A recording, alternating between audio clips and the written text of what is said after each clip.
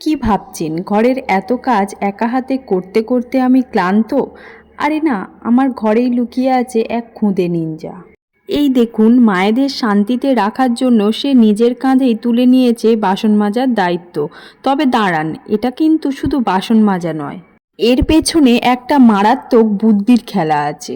Mobile হাতে না দিলে যে ছেলে 1 মিনিটে ঘর মাথায় করে, সে এখন সাবানের ফেনা নিয়ে আধ ঘন্টা ধরে শান্ত। আর এই খেলার ছলেই চলছে ওর পড়াশোনা। এই যে ফেনা দিয়ে ও রং চিনছে, সেটাই হোয়াইট কালার। তাতে ওর ম্যাথ বা গোনার প্র্যাকটিস হয়ে যাচ্ছে। আর গোল বাটি বা লম্বা গ্লাস মাজার সময়ও কিন্তু জ্যামিতিক আকারও চিনে নিচ্ছে, মানে এক ঢিলে দুই পাখি। ছেলে ব্যস্ত আর পড়াশোনাও কমপ্লিট। বাসন মাজা এদিকে হয়ে গেছে, এবার বাসনগুলো এনে রান্নাঘরে রেখে দিচ্ছে।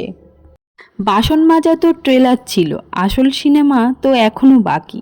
বাসন ধুয়ে হাত শুকাতে না শুকাতেই আমাদের খুদে শেফ লেগে পড়েছে রান্নার জোগাড়ে।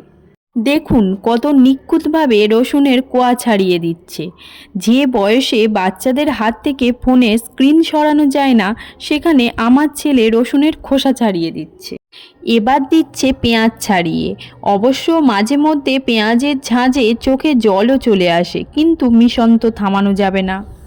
বাচ্চাদের সারাক্ষণ ফোনে স্ক্রিনে আটকে না রেখে ঘরের এরকম ছোটোখাটো মজার কাজে ব্যস্ত রাখলে ওদের ব্রেনও সচল থাকে, আবার মায়েদেরও একটু আরাম হয়।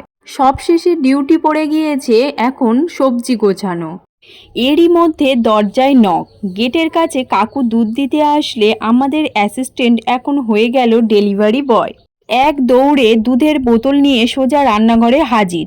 নিজের ওজনের চেয়েও মনে হয় দুধের বোতলের ওজন বেশি। এবার সবজিগুলো একটা একটা করে প্লাস্টিকের প্যাকেটে ভরে একদম গুছিয়ে ফ্রিজে তুলে রাখছে।